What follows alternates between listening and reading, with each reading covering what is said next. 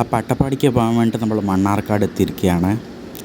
ഇനിയിപ്പോൾ മണ്ണാർക്കാട് സ്റ്റാൻഡിൽ കയറിയിട്ട് വേണം അവിടെ നിന്ന് അടുത്ത ബസ് കയറാനായിട്ട്. ഇതാണ് മണ്ണാർക്കാട് സ്റ്റാൻഡ്. ഇവിടെ നിന്ന് നമ്മൾ ആനകട്ടി ബസ്സിലോട്ടാണ് കയറേണ്ടത്. ഞാൻ കയറിയിരിക്കുന്നത് കട്ടപ്പനയിൽ നിന്ന് ആനകട്ടി വരെ പോകുന്ന ഒരു KSRTC സൂപ്പർ ഫാസ്റ്റ് ബസ്സിലാണ്. എന്തായാലും നമ്മൾ ആനകട്ടി റോഡിലോട്ട് കയറിയിട്ടുണ്ട്. റോഡെല്ലാം നല്ല മോശമാണ്, പണി നടക്കുവാണ്. ഇനി 1-2 മാസത്തേക്ക് ഇങ്ങനെ തന്നെ ആയിരിക്കും. അപ്പോൾ പാലക്കാട് ഭാഗത്തുനിന്ന് വരുന്നവരൊക്കെ ചെറുക്കൽപ്പടിയിൽ നിന്ന് കയറി ആനമൂളിയിലോട്ടുള്ള ഷോർട്ട് കട്ടിലോട്ട് കയറി വരുന്നതായിരിക്കും നല്ലതെന്നേ ഞാൻ പറയത്തുള്ളൂ. ഇപ്പം നമ്മൾ ആനമൂളി എത്തിയിട്ടുണ്ട്. ചെറുക്കൽപ്പടിയിൽ നിന്ന് ആനമൂളിക്ക് വരുന്ന റോട്ട് ഇപ്പോൾ കാണാം. ആനമൂളിയിൽ അയ്യപ്പ ക്ഷേത്രത്തിൽ എന്തോ ഉത്സവം നടന്നുകൊണ്ടിരിക്കുകയാണ് ഇപ്പോൾ. അതിൻ്റെയാണ് ഈ കടകളെല്ലാം കാണുന്നത്. ഇത് ആനമൂളി ചെക്ക് പോസ്റ്റാണ്, ഫോറസ്റ്റ് ചെക്ക് പോസ്റ്റാണ്. നമ്മൾ ചുരം കയറി തുടങ്ങി, അതായത് ആനമൂളി കഴിഞ്ഞ ഉടനെ കാട് ആയി തുടങ്ങും. അതിപ്പോൾ ചുരം കയറി തുടങ്ങിയിട്ടുണ്ട്.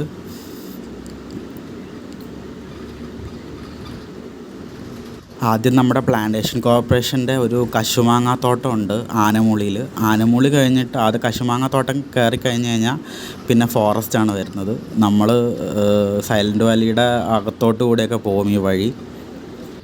കുറേ ഹെയർ പിന്നുകളുണ്ട് കേട്ടോ. അപ്പോൾ ഇങ്ങനെ ഇടയ്ക്കിടയ്ക്ക് വണ്ടികളിങ്ങനെ ഹെയർ പിന്നിൽ കൂടെ ഇറങ്ങുന്നത് കാരണം ഇടയ്ക്കിടയ്ക്ക് വണ്ടി നിർത്തേണ്ടതായിട്ട് വരും. വണ്ടി അധികം കുലുക്കമൊന്നും ഇല്ലാതെ പോകുന്നത്.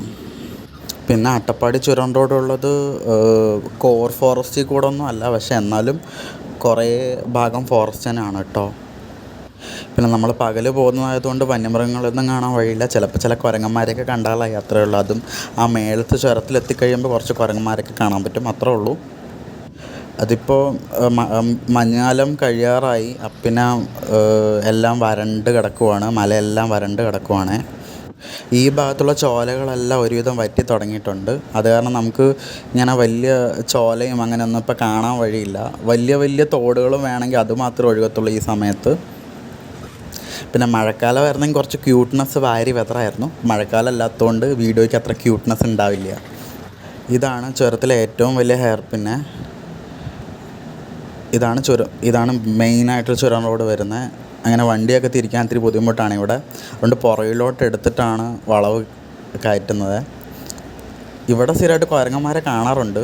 ഇപ്പോൾ അധികം നോക്കിയിട്ടൊന്നും കാണുന്നില്ല. ഇവിടെ താഴെ സ്റ്റാളൊക്കെ ഉണ്ട്, അതിപ്പോൾ ഉണ്ടോയെന്ന് അറിയത്തില്ല.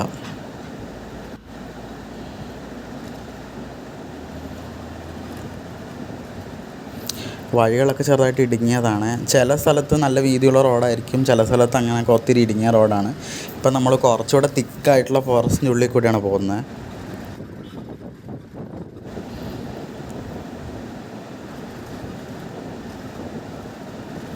ഈ ഒരു ഹിൽ ഏരിയയ്ക്ക് പറയുന്നത് ഭവാനി റേഞ്ച് എന്നാണ് ഈ ഒരു ഭാഗം. അതിൽ ചില സ്ഥലത്ത് ബോർഡൊക്കെ കാണും. അതിപ്പോൾ ബോർഡ് മുമ്പ് ഇപ്പോൾ എവിടെയാണുള്ളതെന്ന് അറിയാത്തതുകൊണ്ട് പിന്നെ അത് എടുക്കാൻ പറ്റില്ല. പിന്നെ വണ്ടി ഇത്തിരി സ്പീഡിലാണ് പൊയ്ക്കൊണ്ടിരിക്കുന്നത്. വലിയ പ്രശ്നമൊന്നുമില്ല. ഇതിപ്പോൾ നമ്മൾ മുക്കാലി ഭാഗത്ത് എത്തിയിട്ടുണ്ട്. മുക്കാലി തൊട്ട് നമ്മുടെ അട്ടപ്പാടി ഹിൽസിലെ സെറ്റിൽമെൻറ്റ്സൊക്കെ കാണാൻ തുടങ്ങുമേ. ഇവിടെ മുക്കാലി ചെക്ക് പോസ്റ്റ് കഴിഞ്ഞിട്ട് ഇത് മുക്കാലി ടൗണാണ്. ഇവിടുന്ന് ഇപ്പോൾ കാണുന്നില്ല, ഇപ്പോൾ കാണുന്നതിൻ്റെ ലെഫ്റ്റ് സൈഡ് ഇപ്പോൾ ഈ കാണുന്ന റോട്ടിൽ കൂടെ കയറി കഴിഞ്ഞാൽ സൈലൻറ്റ് വാലിയിലുള്ള കോർ വനത്തിനുള്ളിലോട്ടുള്ള വഴിയാണത്. അങ്ങോട്ടേക്ക് പോകണമെങ്കിൽ ഫോറസ്റ്റ് ഡിപ്പാർട്ട്മെൻറ്റ് സ്പെഷ്യൽ പെർമിഷനൊക്കെ വേണം. ഇത് കൽക്കണ്ടി ടൗണാണ്. പണ്ട് അമ്മച്ചിയുടെ പള്ളിയൊക്കെ ഇവിടെ ഉണ്ടായിരുന്നതെന്നറിയാം. അമ്മച്ചി ഇടയ്ക്ക് വരാറുണ്ട്.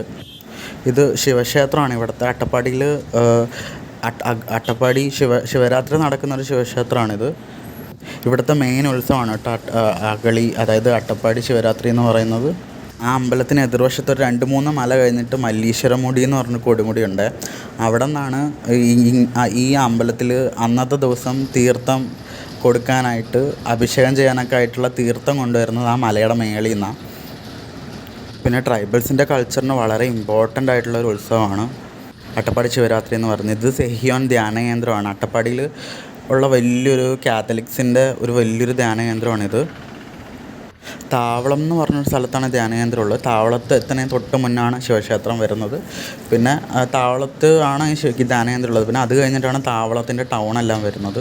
ഇപ്പോൾ താവളമൊക്കെ കഴിഞ്ഞ് നമ്മൾ അടുത്ത ഒരു മല ഇറക്കാൻ തുടങ്ങി. ഇത് വാലിയിലോട്ടുള്ള മല ഇറങ്ങുവാണ് നമ്മൾ.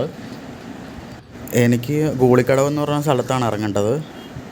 എൻ്റെ സ്റ്റോപ്പ് എത്തിയപ്പോൾ ഞാൻ ബസ് ഇറങ്ങി. ഇവിടെ ചേച്ചിമാർ രണ്ടുപേരും നിൽപ്പുണ്ടെന്നൊക്കെ പറഞ്ഞ്, അവരെവിടെയാണെന്ന് അറിഞ്ഞൂടാ. പിന്നെ എനിക്ക് കുറച്ച് സാധനങ്ങളൊക്കെ മേടിക്കാനുണ്ട്. അവർ വരുന്നതിന് മുമ്പ് അതെല്ലാം മേടിക്കണമെന്ന് വിചാരിച്ചിട്ട് ഞാൻ ഇതിൽ കൂടെ ഒക്കെ നടക്കുക.